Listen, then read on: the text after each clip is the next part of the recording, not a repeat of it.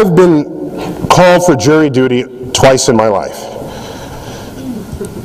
Now, I'm kind of old for that to only have happened twice. It's because I was an academic and I moved around a lot.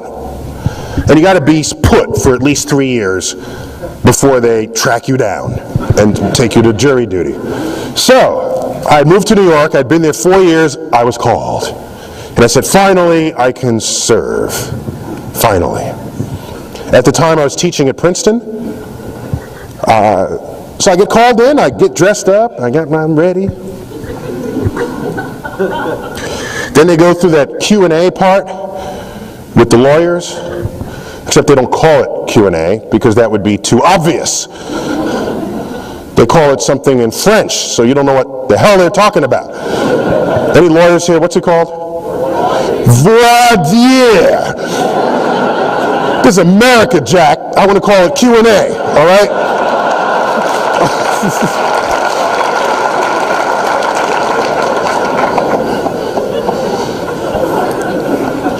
And I'm not hypocritical about this fact, because in astrophysics, we call it like it is.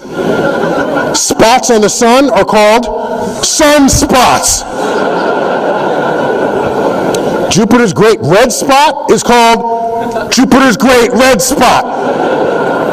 Regions of space, you fall in, you don't come out, it's dark, black hole.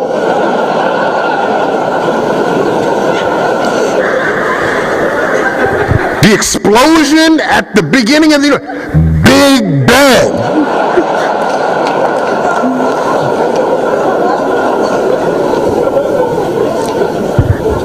Don't get me started. And the chemists and the biologists, y'all are worse. Most important molecule in the human body, deoxyribonucleic acid. You all couldn't shorten that up a bit?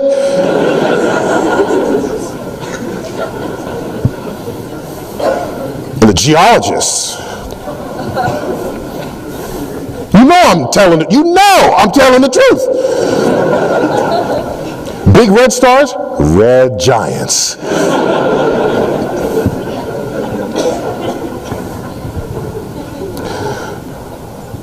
Where was I?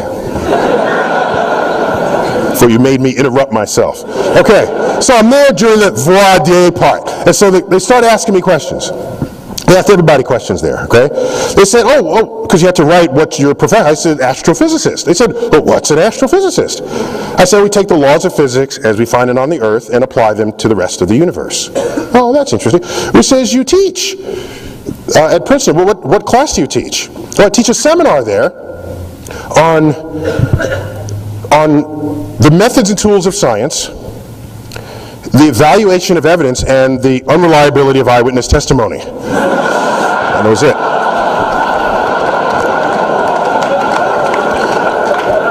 I was on the street 5 minutes later.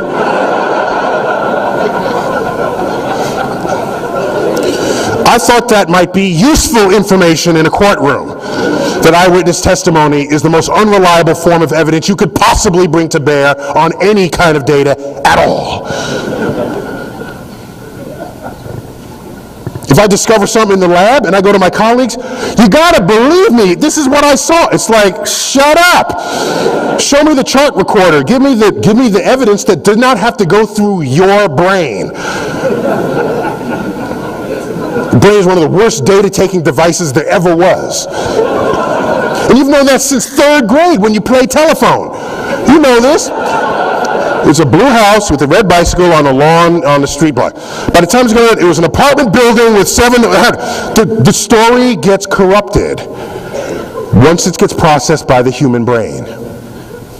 Happens. Psychologists have known this for a while. So, all right. Well, then I realized they don't want to know that eyewitness testimony is the most fallible kind there are. So I didn't serve. 3 years later, I get called again. I said, I'm not going to tell them that. So I'm there. What's an astrophysicist? Oh, we study the universe. Fine.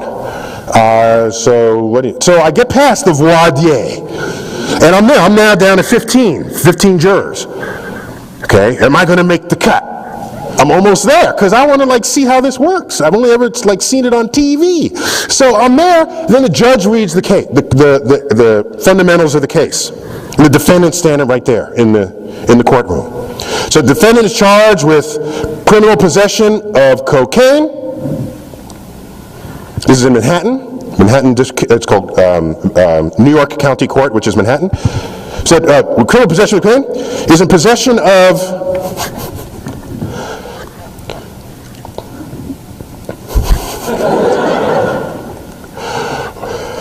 sorry, okay. It says, we found him in possession of 2,000 milligrams of cocaine, and this is, and he's being prosecuted for this. And I'm thinking, okay, goes on, and these are the facts of the case.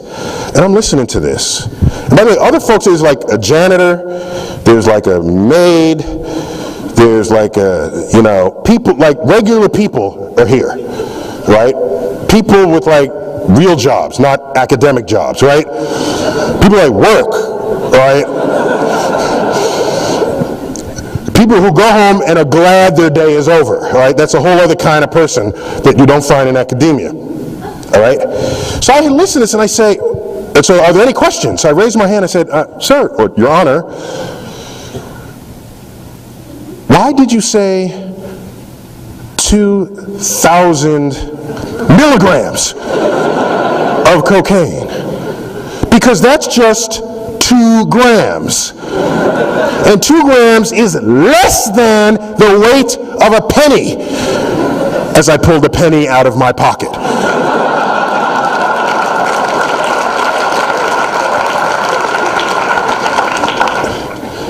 And he said, well, that's that's what the paper says here, which meant he didn't even know what he was reading. And I said, because it sounds like you want it to sound like it's a lot of cocaine. 2,000 of anything has got to be big, unless it's 2,000 milligrams. Nobody speaks like that. I don't say, I'll see you in 400 million nanoseconds. Nobody talks like that.